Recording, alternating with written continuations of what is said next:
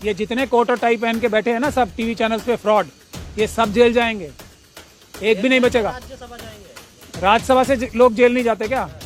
जब अम्बेडकर, जब संविधान का राज आएगा और वो आने वाला है, सबको सबके गुनाहों की सजा मिलेगी, चाहे कोई वर्दीधारी हो या कोई कुर्ताधारी हो, क्योंकि पाकिस्तान और चाइना की जो एस्टेब्लिशमेंट है वो भारतीय आर्मी से बहुत ज़्यादा डरती है। ये उस डर निकालने के लिए जो मनुवादी मानसिकता के गुजराती बिजनेसमैन हैं, जो चाइनीज़ कंपनीज में डायरेक्टर हैं, आप इस पर रिसर्च कीजिए, आपको मिलेंगे कितने गुजराती जो हैं मनुवादी मानसिकता के बिजनेसमैन। चाइनीज़ पॉलिटिकल पार्टी जो है उनकी वहाँ पे एक ही है, कम्युनिस्ट पार्टी ऑफ चाइना, और पीपल्स लिबरेशन आर्मी, उसकी जो फ्रंट कंपनीज हैं उसमें कितने गुजराती डायरेक्टर्स हैं, ये चेक कीजिए। तो ये जो गुजराती मनुवादी मानसिकता के बिजनेसमैन हैं, ये देश की हर एक पॉलिसी को कॉम्प्रोमाइज़ करा रहे हैं। इन्होंने इकोनॉमिक पॉलिसी कॉम्प्रोमाइज़ की, ट्रेड डेफिसिट आज 75-25 का है भारत और चाइना के बीच में।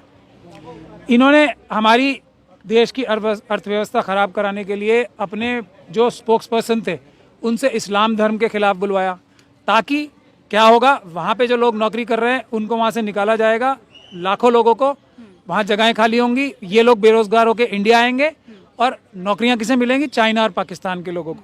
जो वो फॉरेन एक्सचेंज कमा के लाते हैं, कहाँ जाएगी वो? चाइना और पाकिस्तान को।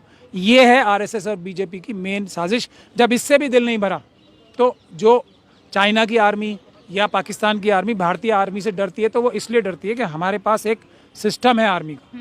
यहाँ एक्सपीरियंस्ड फौजी भी होते हैं एक रेजिमेंट में, या जो एक प्लेटून होगी, और उसमें नए लोग भी होते हैं। इससे मिलके एक बहुत अच्छा कॉम्बिनेशन बनता है, और दसियों साल तक एक दूसरे के साथ रह के जो भाईचारा या दोस्ती या अंडरस्टैंडिंग फौजियों में बनती है आपस में, वो 4 साल में से मेरे ख्याल से 1.5 साल तो इसी में निकल जाएगा ना, उनकी ट्रेनिंग वगैरह में। तो 2.5 साल में क्या अंडरस्टैंडिंग बनेगी? क्या फौजी आपस में एक साथ तालमेल से लड़ेंगे? ये चाहते हैं, ये है बुनियादी वजह। तो ये मनुवादी मानसिकता के जो गुजराती बिजनेसमैन हैं, इन्होंने देश की जो ये पॉलिसी है, रिक्रूटमेंट पॉलिसी आर्मी की, जो एक इतना लंबा मजबूत हमारी आर्मी है और फौज है, एयरफोर्स, नेवी, उसको ख़राब करने के लिए, वो सिस्टम सारा डिस्टर्ब करने के लिए, चाइना को फ़ायदा पहुंचाने के लिए ये पॉलिसी आई है। ये सबसे बड़ा देशद्रोह है, ये सबसे बड़ी गद्दारी है, जिसकी हर एक भारतीय को, जो भारत से प्यार करता है, भारत के संविधान से प्यार करता है, उसको सड़क पे आके मुखालफत करनी चाहिए पीसफुल तरीके से। जो नहीं करेगा उसकी वफादारी पे हमें शक है। मगर लोग जब सड़कों पर आ रहे हैं तो उन्हें फिर पकड़ पकड़ के रिटेन किया जा रहा है।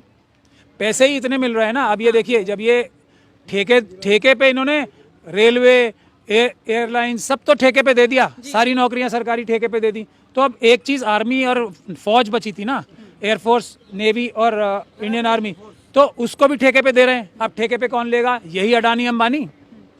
और ये किसके एजेंट्स हैं? ये चाइना और पाकिस्तान की एस्टेब्लिशमेंट के एजेंट है, इसमें हमें कोई शक नहीं है।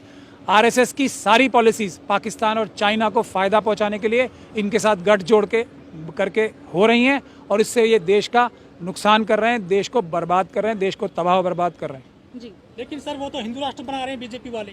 तो हिंदू राष्ट्र, तो देखिए हिंदू राष्ट्र का क्या मतलब है? मनुस्मृति का लागू करना।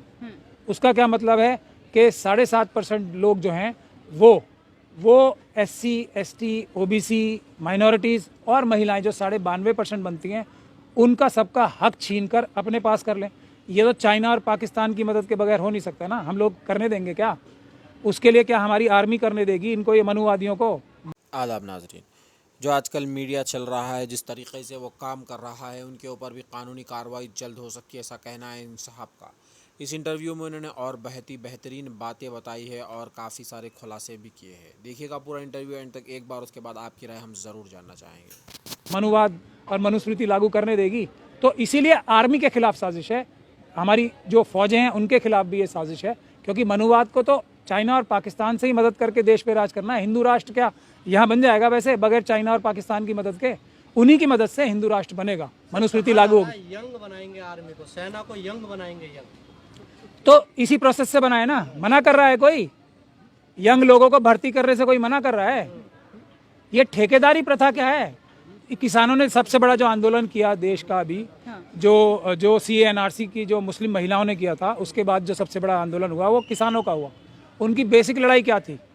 उनकी बेसिक लड़ाई भी ये थी कि चाइना जो है दुनिया में खेती और ज़मीनें खरीद रहा है। अफ्रीका में, ऑस्ट्रेलिया में यही साजिश 3 किसान बिल लाके की गई थी। क्या होगा, अडानी अंबानी और इन जैसे कुछ कंपनीज वाले किसानों की ज़मीन छीन लेंगे और वो चाइना को बेच देंगे। वही साजिश तो थी वो भी, लेकिन हमारी ना पॉलिटिकल पार्टीज इस सच को बोलने को तैयार है, डरते हैं सब। इसके बाद भी मैं बोल रहा हूँ, चाहे कोई भी पॉलिटिकल